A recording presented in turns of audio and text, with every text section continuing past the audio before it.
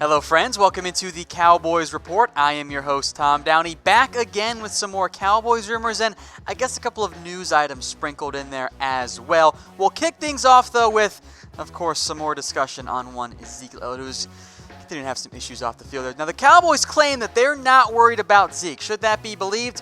I'll give this one 3 stars. I think it's mostly believable, but at least in my own mind, and I'm sure many of yours as well, there is going to be that nagging little bit of doubt. Now the Cowboys, and i.e. Jerry Jones, say, A, it's not going to impact contract talks with Zeke, and Jerry says it's not going to have any consequences as it relates to the team and their view of Zeke. With that said, I still think there is reason to have at least some level of worry, and most of it stems from Roger Goodell's history with Zeke Elliott. Goodell brought down the hammer, I think undeservedly so, on Elliott way back when, and he can do it again if he wants for pretty much little reason. That's how the NFL's punishment policy works. Now here's the quote from Jerry Jones. He says that he doesn't see anything that needs supporting in terms of his status with us, i.e. the Cowboys, hasn't been impacted in the way, blah, blah, blah. I don't see having any consequences for us. So what he means is there no suspension, which would be great. I think that's the outcome here. But I am at least going to worry about it a little bit. Look, Zeke's a young guy, and for the most part, he had a really good offseason. He stayed out of trouble, except for the one incident. Of course, all it takes is the one to get himself in trouble. So how worried are you about Zeke's latest off-field? And so you've had like a week now to kind of digest and take it all in. Grade on a scale of 1 to 10. I'm still going to keep it in like that 3, maybe 4 range. That's kind of maybe on the high side there. And I do wonder if maybe you should just give Zeke the Dez Bryant rules, which worked out very well for Dez. I don't know if Zeke's quite that far, but it is just always going to be at the back of my mind, that little bit of nagging doubt. Let's talk contracts next up here. How about Amari Cooper waiting for Julio Jones' deal? I'll give this one 3 stars. That's what Clarence Hill says, and I think it makes some sense. It might even make a little bit of sense for the Cowboys too, but probably more so for Amari Cooper. Now, there appears to have been limited progress so far on that Cooper contract extension. Now, the Cowboys, per Clarence Hill, think Cooper is waiting to see what Julio Jones gets. Now, Amari Cooper should not surpass Julio Jones' deal. I love Amari, but he ain't Julio Jones. But what it could do is help raise the floor of what is already going to be an expensive contract for Amari Cooper. Let's assume Julio Jones gets at least $18 million, maybe even a little bit more. Again, I think Cooper is going to come in around the Antonio Brown range. And it's really not that outlandish, as we broke down way a couple days ago. I mean, God, it's probably been a week now. Jeez. In terms of the Amari Cooper contract extension, I had it pegged at 5 years, $85 million.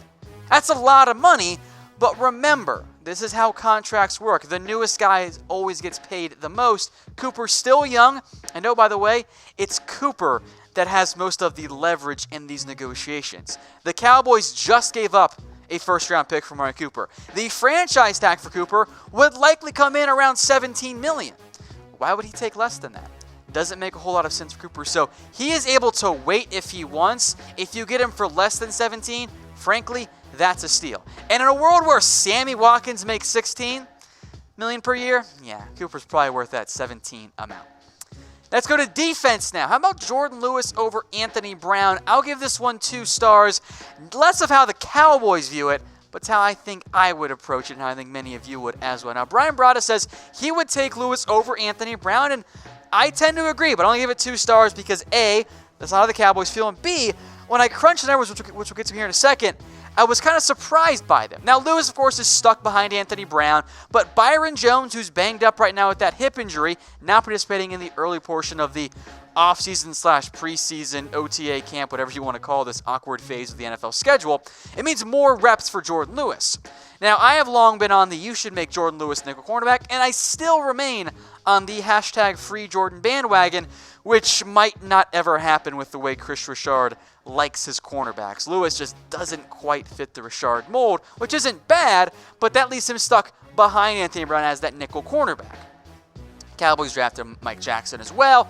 Of course, Lewis is going to be ahead of Jackson if there's an injury. Brown kicks up outside. Lewis plays the nickel. That's what we saw last year.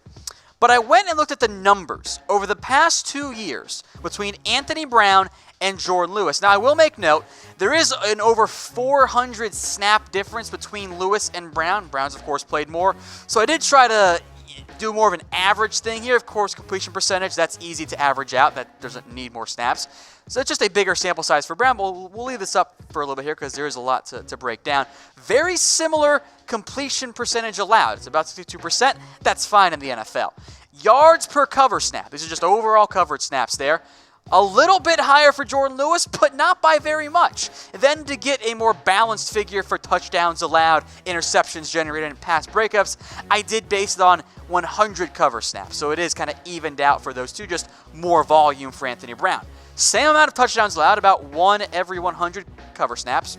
Similar interception production, a little bit in favor of Jourdan Lewis. And then similar pass breakup production, a little bit more in favor of Anthony Brown.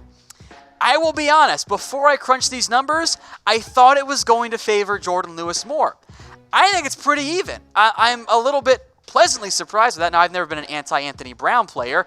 Someone tweeted at me to cut him, and it's just silly. But I was kind of surprised by just how similar those numbers ended up being. So who should be the Cowboys' number 3 cornerback? I assume we're going to put Byron Jones Cheeto on the outside. Type B for Brown, L for Lewis. Let me know in the comments section. Now, we did put this up on the YouTube poll as well. Here were the results. 75% voted for Jourdan Lewis, 25% voted for Anthony Brown. I'm not surprised by those numbers. And again, this is not a knock on Anthony Brown by any means. I don't want to be viewed as a Brown hater, as I don't think that I am. But I do like Jourdan Lewis quite a bit, and I would love to see him get on the field more, as we saw against the Saints game. When that happens, it tends to be pretty good.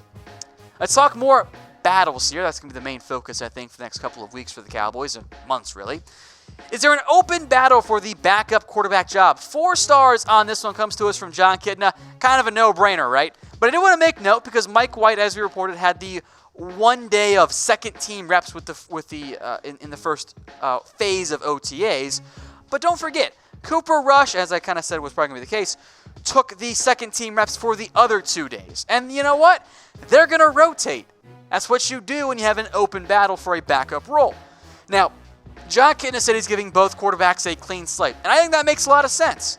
Frankly, neither player distinguished themselves last year because neither player even got on the field in the regular season, and in the preseason, neither player looked that great either. Now, the Cowboys have invested more in Mike White. He was a 5th-round pick. Cooper Rush, meanwhile, was an undrafted free agent. So, yes, I'm sure the Cowboys, in an ideal world, would like their draft pick to develop more than their undrafted free agent because they invested more. But looking at what the 2 players did last year in the preseason, maybe a clean slate's a good thing because it wasn't great. Similar completion percentage. Rush had actually fewer yards with more interceptions. Frankly, neither player looked that good. Now, my hope is, and a big reason why those 2 quarterbacks played poorly, the backup offensive line was awful. There's no way around it. They were absolutely terrible last year. The Cowboys have added more pieces. My hope is the backup offensive line is better. That will result in increased production from the backup quarterbacks. Now, of course, it's still very early, and no one's going to be handed the job yet, and probably won't be handed until, week 4 even of the preseason. It could take that long. But who should be the backup quarterback? Type R for Rush, type W for White. I, of course, had White graded higher coming out of college. I hope he wins the job, but I have no problem if Rush wins it and earns it. I hope is that one of them earns it, and it's not kind of a de facto thing like it almost was last year. Speaking of recent draft picks, how about Connor Williams as he bulked up 4 stars on this? We mentioned earlier how Williams had gained 10 pounds in the offseason. Well, that number has bulked up. Now, I do want to emphasize that we are kind of approaching the best shape in life season narrative here, but Williams says he's now up to 315 pounds, a pretty significant change from when last year he played at what he called a light 300. Now, what I assume he means by light 300 is that might have been more of the, hey, we're going to say it's 300, but it's kind of more 298, 299, something like that. Either way, the goal for Seal this offseason, as we all knew, was twofold. Add weight, but also add strength. You can add weight and just have it be bad weight. Does not appear to be the case for one Connor Williams. Now, he is in kind of an interesting scenario this preseason. Is he going to be the left guard? He got some left tackle reps. Could he be the swing tackle? His long-term home is at right tackle, So I am going to continue to watch what happens with Connor Williams this offseason because it's fascinating to me. I don't know where he ends up. And as weird as it sounds coming from me, who remains a big fan of him, I was a big fan of him, of his coming out of Texas, I am open to multiple outcomes here. The biggest thing for me is get your 5 best on the field. I still think Seal is among those 5 best. All right, one last rumor for you guys. How about the Cowboys in the Super Bowl? I know you want me to give it 4 stars.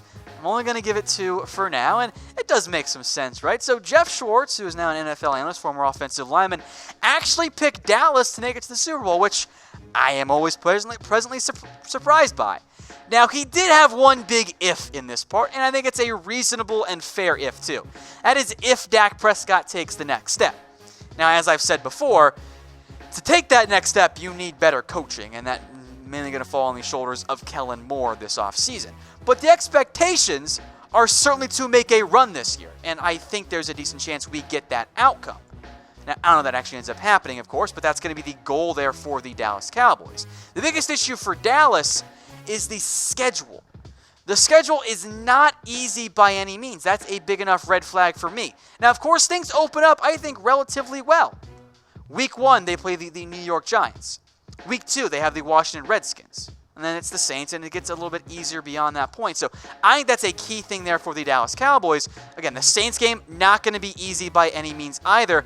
But I think things set up well early in the year to really have a strong start to the season. You can easily start the year 3-0. Frankly, if you don't start the year 3-0, we might have to have a totally different type of discussion. As things go along beyond that, too, the Packers game is going to be tricky. The Saints game, of course, is going to be tricky as well.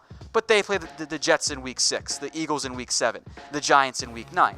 Things definitely do get tough later on in the season, but that early season start is going to be critical for the Dallas Cowboys because it does get dicey. Week 10 against the Vikings.